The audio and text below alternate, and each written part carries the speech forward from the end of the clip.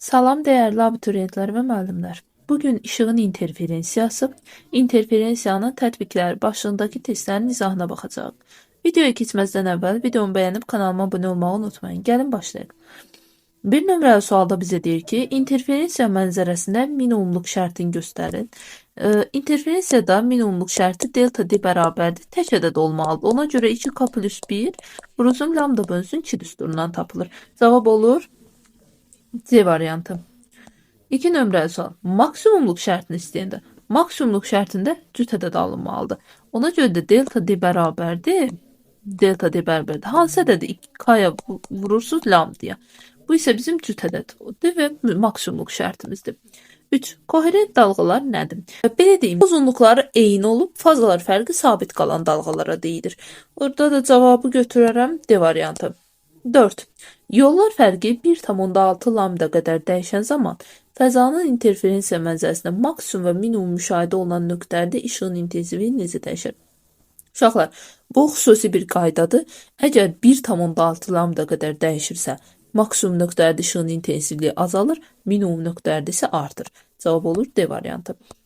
5. Yollar fərqi 0,75 lambda olduqda isə tək ədəd olduğu üçün burada maksimum nöqtədə intensivlik yenə azalır, minimum nöqtələrdə isə artmalıdır. Yəni bu iki şərt ödənməlidir. 1,6 lambda ilə 0,75 lambda aralığı olanda, bu iki qiymət alanda maksimum nöqtələrdə işığın intensivliyi azalır, minimum nöqtələrdə isə artır. Cavab olur B variantı.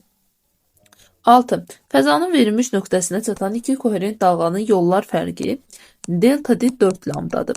Hər bir dalğanın amplitudu A olarsa, bu nöqtədə yekun rəqsin amplitudu nə qədər olar? Uşaqlar, baxırsınızmı, lambdan qabağı cüt ədəddir. Bu maksimumluq şərtidir. Maksimumluq şərtində də amplitudlar toplanır. Onda burada da hər birininki A-dırsa, aynı anda A-nı toplayaram, mənə verər 2A. Yəni Y variantı.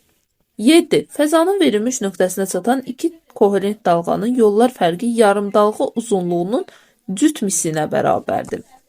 Yəni fikir verirsiniz, cütdür. Cütdürsə bu maksimumluq şərtidir və maksimumluq şərtidirsə birininki əgər A0-dırsa, hər ikisinki deyir A0-dır. Onda maksimumluq şərtində mən bunları toplayaram. Deyərəm 2A0. Yəni A variantı. 8 nömrəli sual. Fəzanın verilmiş nöqtəsinə çatan iki koherent dalğanın yollar fərqi yarımdalğa uzunluğunun tək mislidir.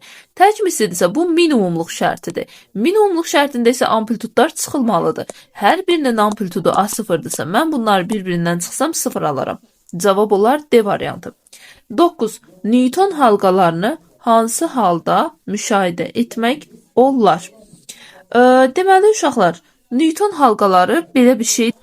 Uşaqlar, Newton halqaları yaranması üçün belə deyim ki, bir dənə bizdə şüşə linza olmalıdır. Və bu düz bir lövhənin üzərinə qoyulmalıdır ki, tarazlıqda qalsın.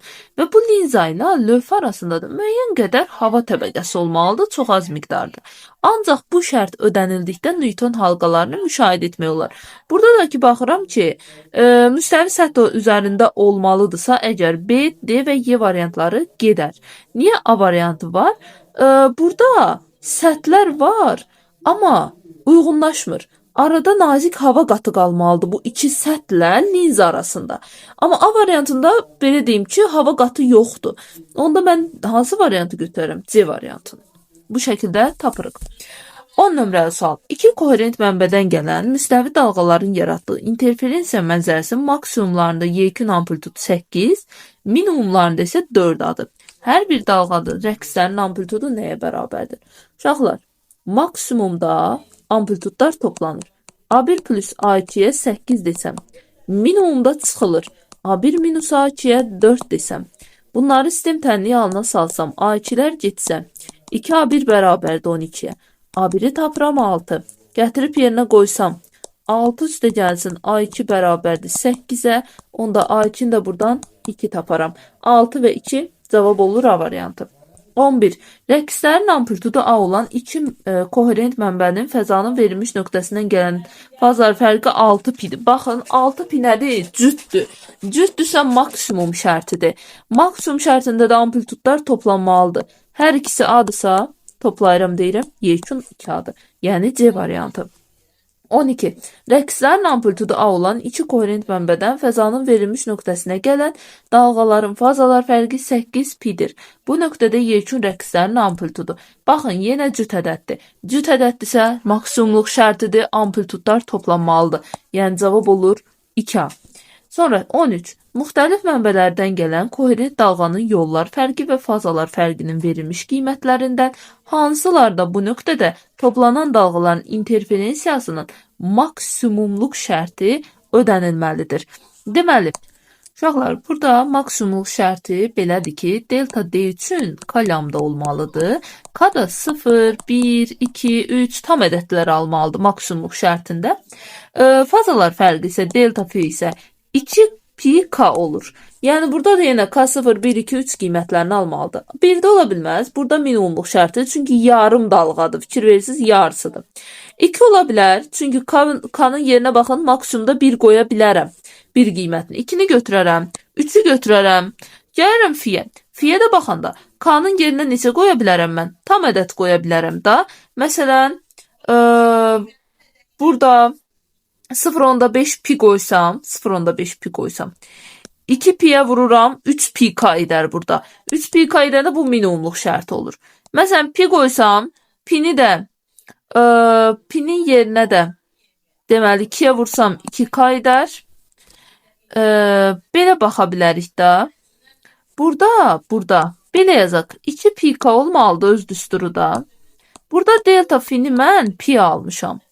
Onda deməli k-nın yerinə 2-də 1 qoymuşam. 2-də 1 qoymuşam ki, 2 ilə gedib. Yəni 0.5-dir bu da. Bu da ola bilməz. Amma məsələn 6 ola bilər.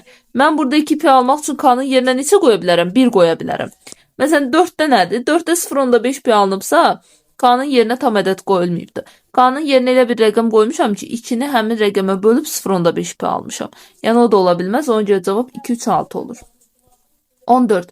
Rəqslərin amplitudu A olan iki koherent mənbələrdən fazanın verilmiş nöqtəsinə gələn fazalar fərqi 5 pidir. Yəni tək ədəddir. Əgər tək ədəddirsə, onda minimumlar şərtidir. Minimumlar şərtində də amplitudlar çıxılır, mənə verir 0. 16, 15. Yenə 7 pi verib, tək ədəddir. Tək ədəddirsə minimumluq şərtidir. Onda da bunları bir-birindən çıxanda mənə verər 0.